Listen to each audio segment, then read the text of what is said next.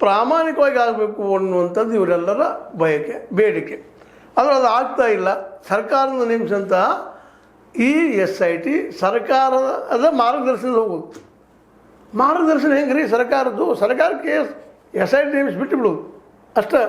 ಆದ್ರೆ ಮಾರ್ಗದರ್ಶನ ಮಾಡಲಿಕ್ಕೆ ಸರ್ಕಾರದ ಹಸ್ತಕ್ಷೇಪ ಮಾಡೋದಲ್ಲ. ಅಲ್ಲಿ ಯಾರು ಹಸ್ತಕ್ಷೇಪ ಅದ್ರಲ್ಲಿ ಇರಬಾರ್ದು. ಅಂದಮೇಲಾಗೆ ಇವು ಸರ್ಕಾರಿ ಅಧಿಕಾರಿಗಳು. ಅದಕ್ಕಾಗಿ ಇದು ಸರಿಯಾಗಿ ಏನಪ್ಪ ಅಂದ್ರೆ ಎನ್ಕ್ವೈರಿ ಮಾಡಲಿಕ್ಕಿಲ್ಲ, ತನಿಖೆ ಮಾಡಲಿಕ್ಕಿಲ್ಲ ಅನ್ನೋಂಥ ಆತಂಕ ಯಾರು ದೂರದಾರಿದ್ದಾರೆ, ಯಾರು ಈ ಒಂದು ತನಿಖೆ ಆಗಬೇಕಂತ ಬಯಸ್ತಾ ಇದ್ದಾರೆ, ಅದು ಅವ್ರದಿಂದವರು ನ್ಯಾಯಾಂಗ ತನಿಖೆ ಆಗಲಿ ಅಥವಾ CBI ಆಗಲಿ ಮತ್ಯಾವುದೂ ಆಗಲಿ ಒಳ್ಳೆಯ ತನಿಖಾ ಸಂಸ್ಥೆ ನಡೀಲಿ. ಆದರೆ ಅಧಿಕಾರಿಗಳು ಬೇಡ ಅಂತ ಹೇಳ್ತಿದ್ದಾರೆ. ಇದೇನಾಗ್ತದೆ ನೋಡುವಂಥದ್ದು ಮುಂದಿನಂದರೆ.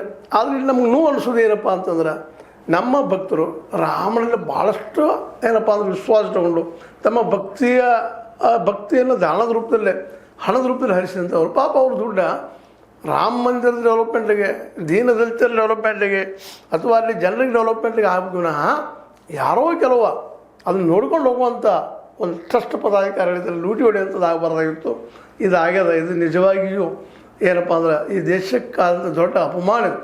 ಯಾಕಂದರೆ ಈ ದೇಶದಲ್ಲೇ ಇಲ್ಲಿ ಕೋಟಿಗಳಲ್ಲಿ ಜನ ರಾಮನ ಭಕ್ತರಿದ್ದಾರೆ, ರಾಮನ ಸೇವಕರಿದ್ದಾರೆ, ಕರ ಸೇವಕರಿದ್ದಾರೆ.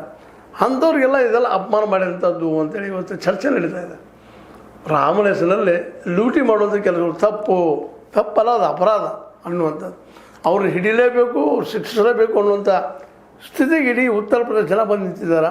ಆದರೆ ಅವ್ರು ಹಿಡಿತಾರೇನ್ರಿ ಇವರು ಆದಿತ್ಯನಾಥ್ ಅವರು, ಯೋಗಿ ಆದಿತ್ಯನಾಥ್ ಅವರು?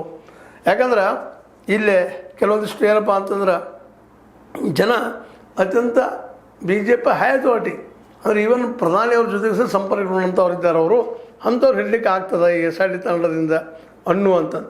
ಈ ಕಾಣಿಕೆಗಳ ವ್ಯವಹಾರವನ್ನು ಹಿಡಿದು ಹೊರಗೆ ಹಾಕ್ತಾರೆ ಇವರು ಅನ್ನುವಂಥ ಮಾತುಗಳು. ಯಾಕಂದ್ರೆ ಮಿಶ್ರಾ ಅನ್ನೋಂಥವ್ರಾಗಿರ್ಬೋದು, ನೃಪೇಂದ್ರ ಮಿಶ್ರಾ ಅಂತ ಬರ್ತಾ ಇದ್ದಾರೆ, ಇನ್ನೂ ಕೆಲವು ಜನ ಬರ್ತಾ ಇದ್ದಾರೆ.